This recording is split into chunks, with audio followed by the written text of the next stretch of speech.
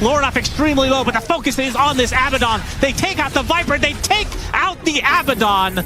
A full team wipe costs 2 buybacks. There's only 2 buybacks for Aurora remaining. The melee racks will go down. That gives a fortification available now for Aurora. They have 3 members.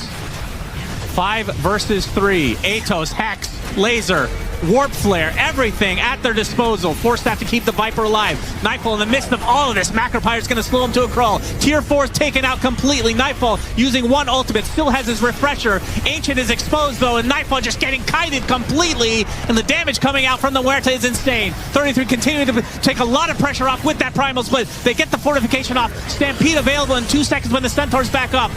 Pierce the Veil is activated. The Rasta is going to die again. 33 still focusing just on the Ancient despite the backdoor protection being there. Actually, that's the pipe being activated. Now the BZM taking a ton of damage. He's about to go down, but the Ancient falls first, and Tundra have won DreamLeague Season 28.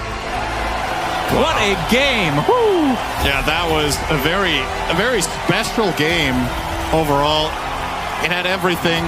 It had a bad early game. It had some pretty critical issues, including a very long pause for headset. Not a common sight. Yeah, we got a podcast in between there. That was nice. But overall, I mean, credit to Tundra for this game, right? BZM got owned in lane. Pure got owned even harder in lane.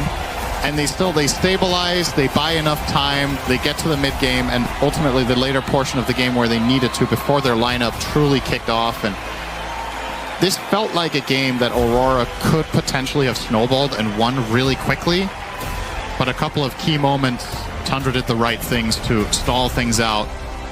33 obviously, remains, all tournament long he has been their player. And he did not disappoint in this game 3, or game 4 rather.